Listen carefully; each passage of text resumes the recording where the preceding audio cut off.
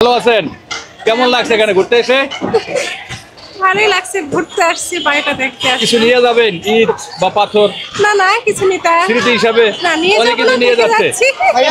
এটাই না, কিছু নিয়ে যাবেন অবশ্যই, এটা আমার রিকোয়েস্ট, কারণ স্মৃতি হিসাবে রেখে দিবেন, আগামী প্রজন্ম দেখবে, কারণ এটা থাকবে না তো, সব ধ্বংস হয়ে যায়। আসসালামু আলাইকুম, আপনি কেমন আছেন? আসসালাম। আমি দেশ স্বাধীনের পরে ৭১-এ আপনার 10 তারিখে যে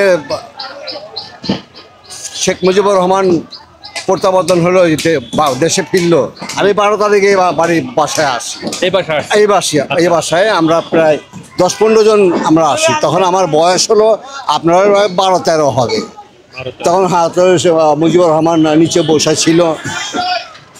তারপর ওদের রাষ্ট্র পরিচালনা দেখলাম, লক্ষ্মী বাহিনী, হ্যাঁ, ইন্ডিয়ান সেনাবাহিনীর পোশাকে লক্ষ্মী বাহিনী, এবং লক্ষ্মী বাহিনীর অত্যাচার আমি রাজপথে নিজ চোখে দেখেছি।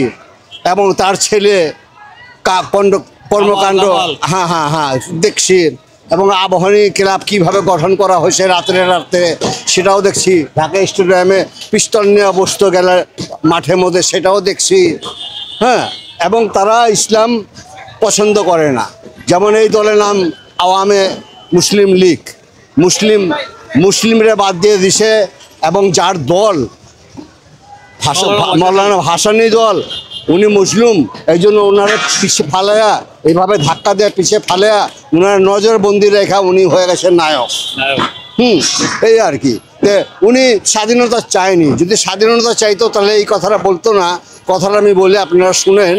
হ্যাঁ, পাকিস্তান সরকারের উদ্দেশ্য নিয়ে বলছে, প্রথম আমার দাবি মানতে হবে, মার্শাল আইন উড্ড করতে হবে, যে সমস্ত হত্যা করা হয়েছে তার প্রমাণিত করতে হবে, এবং জনগণের প্রতিনিধির কাছে ক্ষমতা হস্তান্তর করতে হবে। এখানে স্বাধীনতার কোনো দাবি আমরা দেখছি না। না, তাহলে এই দেশ আর ওই দেশ, দুই দেশেরই উনি প্রতিনিধি, ওই দুই দেশেরই ক্ষমতা উনি চাইতেছে। জীবন্ত ইতিহাস পশ্চিম পাকিস্তান এবং পূর্ব পাকিস্তানের ক্ষমতা চাইতেছে। তো ক্ষমতা ওরা কীভাবে দিব ওরে? কারণ বিশ্বাস করে না। ওই জন্যে ওই আগরতলা মামলা, আগরতলা ষড়যন্ত্র, আগরতলা বৈশা ভারতের সাথে যে গোপনীয় যে আলাপ করছিল, সে আলাপে মামলাও খাইছে শেখ মুজিবুর রহমান। অনেক বছর কিংবা অনেক মাস উনি জেলের মধ্যেও ছিল। এই আর কি। তো তখনই স্বৈরাচার, এখনও স্বৈরাচার। এই আর কি। এখনও আমি রাস্তাঘাটে যখন হাঁটতাম, আমার সমবয়সে আমার বন্ধু বান্ধবরা আমি জিজ্ঞেস করতাম, হ্যাঁ, যে কিরে এর পতন দেখতে পারমু, এর পতন দেখে মরতে পারমু শেখ হাসিনার? আমার আশ্বাস করতো যে হ্যাঁ পারবা। এখন কি আশা পূর্ণ হয়েছে? অবশ্যই পূর্ণ হয়েছে। অনেক আনন্দ। আর এমন একটা সরকার আসুক, যে সরকার ছাত্ররাও যে কথা বলতেছে, সে কথা আমারও মানে বৈষম্য থাকবে না। আমার প্রশ্ন যে, এবং ইসলামের সব ধর্মর থাকতে হবে এখানে। আমার একটা জানার বিষয়, দুর্নীতি এবং চাঁদা, এই দুইটা হলো আমাদের দেশের প্রধান অসুখ। হ্যাঁ, এই অসুখ থেকে মুক্তি দিতে পারে কোন দল? আপনার মন্তব্য কি? এই দল থেকে মুক্তি দিতে পারে, হ্যাঁ, আমার কাছে লাগে জামায়াত ইসলাম। হ্যাঁ। তাহলে আপনার মন্তব্য হলো জামায়াত ইসলাম আসলে দুর্নীতি এবং চাঁদা মুক্ত এই দেশ গঠন হতে পারে, এটা সম্ভাবনা আছে। আপনার প্রশ্নে আমি উত্তর দিলাম এরকম আমার আপনার মন্তব্য। হ্যাঁ, এরকম। আর কোন দলকে আমরা না সমর্থনও আছে। তার জামায়াতকে কেন আপনি এটা বেছে নিলেন? জামায়াতকে এই জন্য আমরা বেছে নিলাম, যেমন যুক্তরাষ্ট্র, হ্যাঁ, থাপ্পড় আর চটকনা খায় বিদায় হয়েছে, সেরকম একটা থাপ্পড় আর চটকনা আমরা দিতে চাই আওয়ামী লীগকে, জামায়াতকে ক্ষমতায় আই না। এবং হ্যাঁ, এবং বহু বিশ্বকে দেখাইতে চাই যে এরা সন্ত্রাস না, এবং এরা জঙ্গলি না। আমরা তো শুনে আসছি জামাত খুব না, অসম্ভব, মোটেই না। এগুলো সাজানো। ফাঁসি দিল, তারা কি অপরাধী ছিল না? হ্যাঁ, যারা যুদ্ধ অপরাধী ফাঁসি ছিল, তাদের দাবি তাদের ঠিক আছে। হ্যাঁ, তাদের দাবি কি ছিল আমি বলি আপনাদের।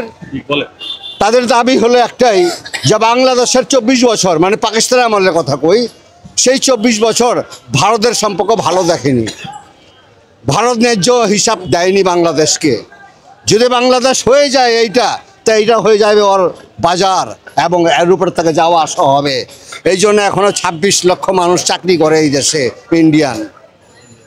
এবং ভারতকে এত দিচ্ছে সে শেখ হাসিনা নিজেও বলছে যে আমি এত দিচ্ছি, জীবনে ভুলতে পারবে না, প্রমাণ হয়ে গেছে। দেশে বিদায় তো তাকে তারা আশ্রয় দিচ্ছে। হ্যাঁ, আশ্রয় দেওয়া, শুনেন, আশ্রয় দিছে। এই আশ্রয়টার সামনে কি হয় দেখেন, যখন টাকা পয়সা মাল ফুরে আইব তখন দেখবেন যে ছেড়া মাদে কেন্দা বাসি, ডাবল খরচ হবে, ডাবল।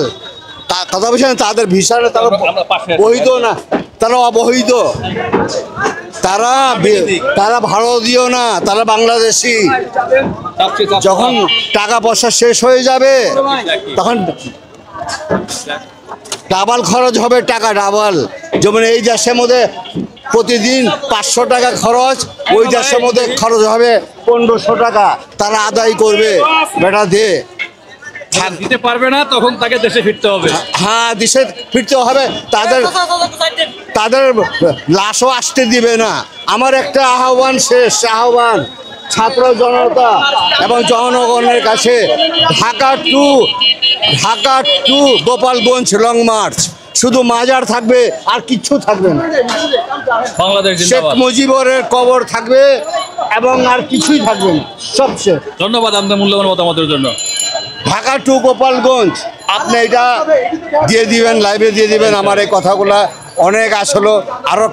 আরেকটা আছে, আমি বলি আপনাকে, হিন্দি ভাষা আর উর্দু ভাষা 90 আর 100 এই পার্থক্য। 11 তারিখে টেলিফোন করা জহির রাহান, পরিচালক, লেখক এবং বুদ্ধিজীবী, ওনাকে মিরপুর নিয়ে হত্যা করলো। এটা কারা করছে? র করছে, ও ঢুইকা গেছে উনি। এবং বর্ডার সাইডেও অনেক আমাদের মহিলাদের নির্যাতন করছে, ধর্ষণ করছে। ওইগুলো আইসা পড়ছে পাকিস্তানের উপরে। আপনি তো ওই সময়কে সব দেখছেন বাস্তবে। আমার বয়স 13 ছিল। আপনি সবই তো বুঝেন। পাকিস্তানিরা